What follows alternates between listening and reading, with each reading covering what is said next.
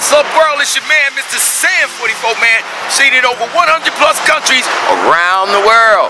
And you're tuned into the Detroit Raw Show, only on YouTube and also on social cam.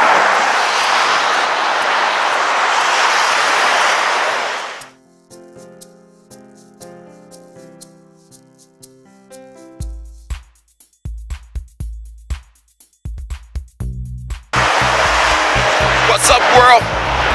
It's your man, MrSan44Man, back with you. I was going through some things, and you know, I just took a real good look at what's what. And a matter of fact, I got to even talk to a couple of members of the family, and we talked for a minute. And you know, I'ma just let them do their thing and give them an opportunity to get their mind right. You know what I'm saying? Just like an AA meeting, take it all one day at a time. You know, so there's no pressure right there. And hopefully that'll work out pretty good. Oh, I also want to give shouts out to everybody because I was up this morning very early, and I wanted to, you know, I wanted to just see just what was what. So I just wanted to just do my thing, and I was going through my comments to see what were some of the comments that were made to me, and I want to give thanks to a lot of y'all out there that sent me those comments. You know, told me to keep my head up, sorry for what I was going through, and that was to me very appreciative because, you know, I am going through a thing, but you know what I'm saying, I'm gonna work it out before the end of the day. It's gonna be all right. I got to get myself ready because prepared, because I have to really do the show, because next week I'll be going to Chicago, and then from Chicago I'll be going to Memphis. So then you'll check me out in Memphis and Chicago as I do my show up there. But let me get some shouts out to those people that made me feel good today. To my homegirl in Sweden, Irie Randransana. All right, say that fast 1,000 times. Irie, I-R-Y, Randransana. Check her out. She's doing her thing. I was so depressed. I watched her show. She's a funny chick. I love her. She's all the way out there in Sweden. So shouts out to Sweden. And also my homegirl Latoya Forever up there in Canada. And by the way, Canada, y'all back number 2. Hong Kong, you're slipping pretty deep too. So y'all gotta step it up a little bit more. But UK, Germany, y'all still tight with the US and Canada. So let's keep it rolling, And also, shouts out to my man in Dubai, Pro Rio 2100. That's a cool cat. That's a cool white cat over there in Denmark, Copenhagen. And shouts out to you because, hey, you're close to where they make my beer Heineken. Cheers up to you, player. I appreciate your comment. I'm not gonna stop this show. I'm gonna keep it rolling. I see my audience saying, "Sandman, keep that rolling. We like it, we love it, we love you. If nobody else in the world do, we're there for you." So that makes me feel real good. As my grandfather would have said, "What? Get back on your feet. We Max." Meaning not Max like, you know, out the street Max, but MacDougal would have been my name if my mother wouldn't have married my father. I'd been named MacDougal, so he always used that Mac. That's why I call my little grandson my little macaroni, because he's part of the Mac family. So, you know. But anyway, I want to speaking about my grandson, I want to talk about these kids out here.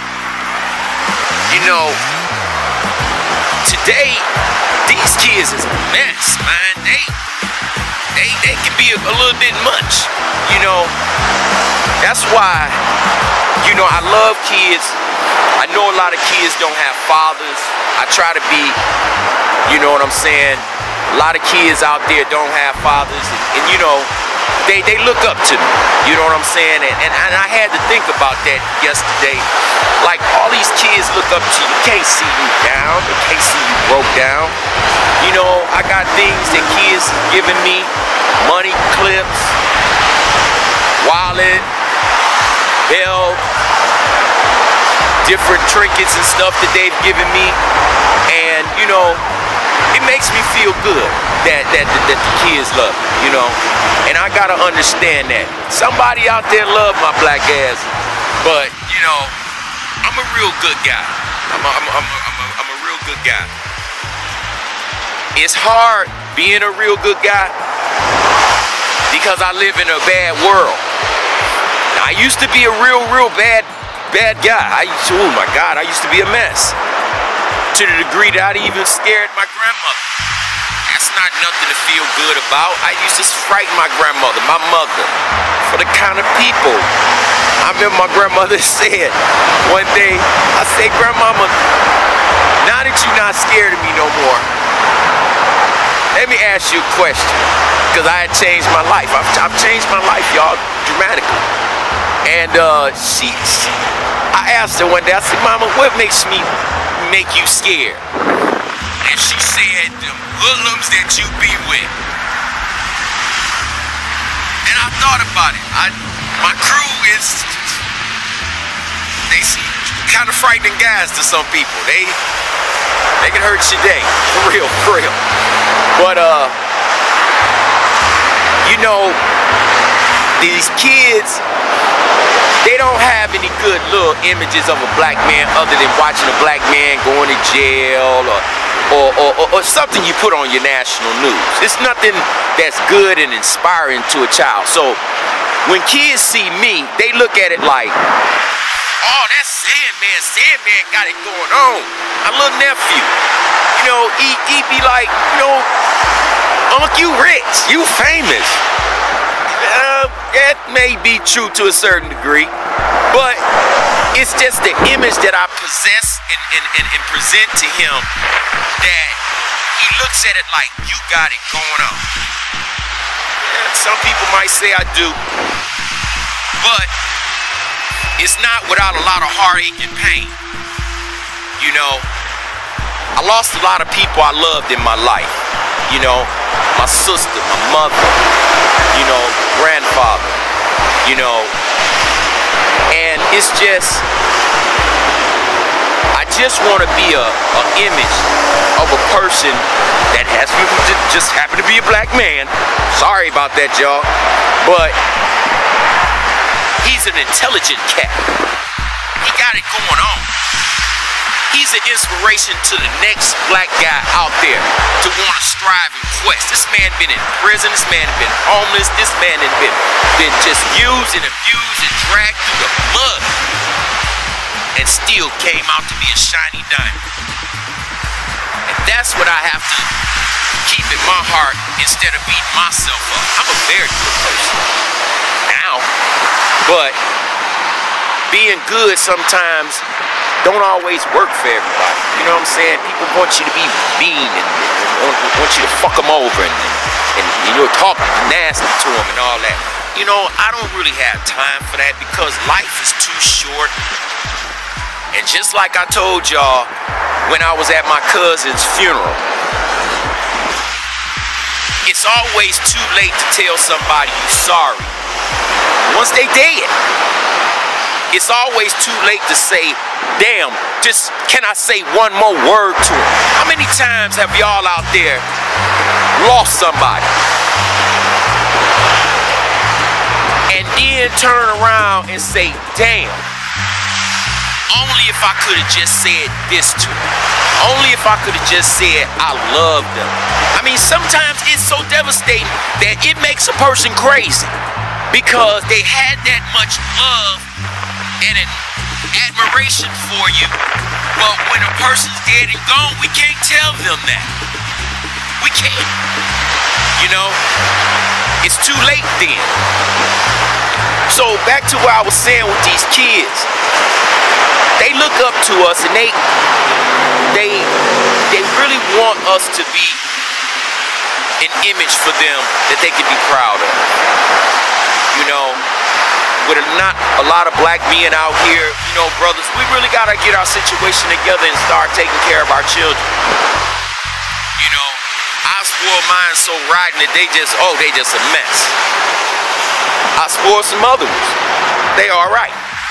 So it just depends on the child, the children, or the individual. You know, I'm gonna tell y'all a quick little story. I used to work with some kids. My son had problems in school. So I went to this place. It was called it was more or less like a alternative school for him.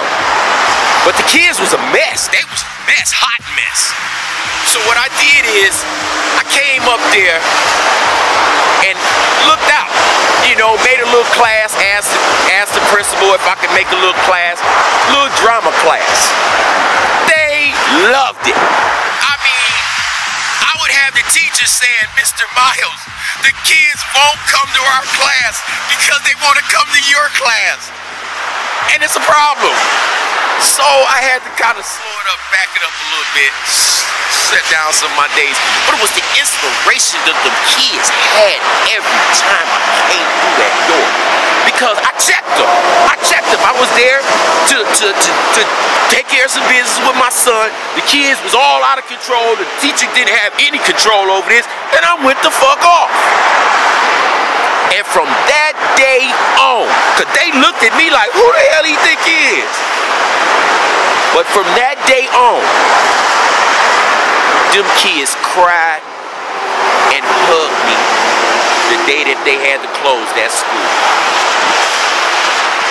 Some of them cried because they say they don't have any other school to go to.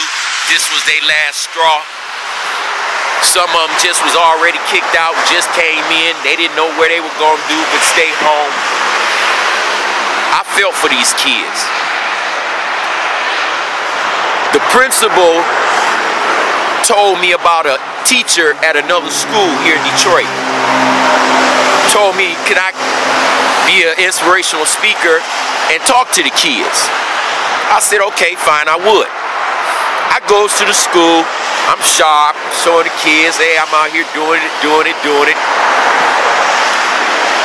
The kids overwhelmed. All right. I passed out a little money, you know, told them about what I do and everything. So I told them if they ever had a problem to call me, you know, I gave them my numbers. So this little girl called me. And she said, Mr. Miles, she said, I don't mean to be a bother, but I don't have a father or nobody to help me. And me and my sister is laying on the floor at our house, and I'm kind of embarrassed to say this. And it's very uncomfortable for me, and I be sleepy in school and stuff, and it affects me.